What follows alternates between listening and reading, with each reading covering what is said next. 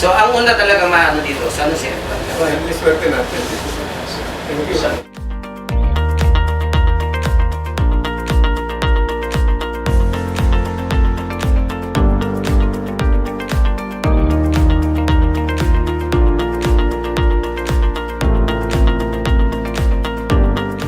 Ako po si Alberto Bondok.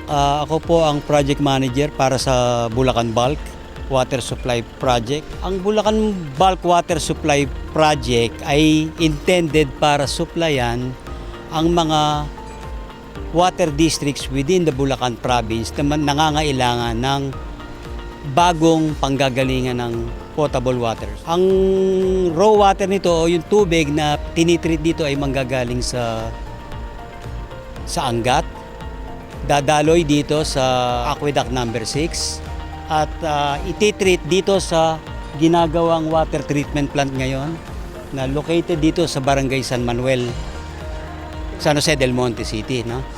Mula dito, dadaloy at tubig na to doon sa Stage 1 and 2. Yung Stage 1 and 2, 13 water district ito no, na binubuo ng San Jose del Monte, Santa Maria, Marilao,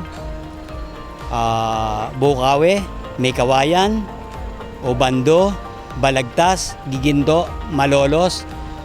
Ang pinaka-main treatment dito ay flocculation, sedimentation at saka rapid filtration system. Ang ginagamit sa rapid filtration system dito ay yung tube settlers na inintroduce natin dito para mas mabilis ang pagtitreat or pagpifilter ng tubig. Mula doon, papasok na ito doon sa treated water reservoir at mula doon sa treated water reservoir pupunta ng main pumping station at ilalabas ito para i-supply doon sa 13 water district. Naglalaro ito sa around 24,000 cubic meter. Treated water reservoir lang ito pero mas malaki ito dahil pati yung volume ng pumping station, ng main pumping station ay kasama doon sa storage na ginagawa.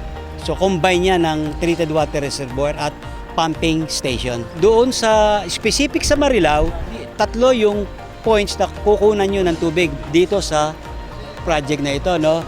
Yung isa lang, yung isang pinakamalaki ninyo ay yung dito sa along Villarica Road. So ang nakadesign dyan is 61 MLD or 61 million liters per day. In comparison, pareho kayo ng Santa Maria halos na ganyang kalaki ang nakadesign volume sa inyo para kunin.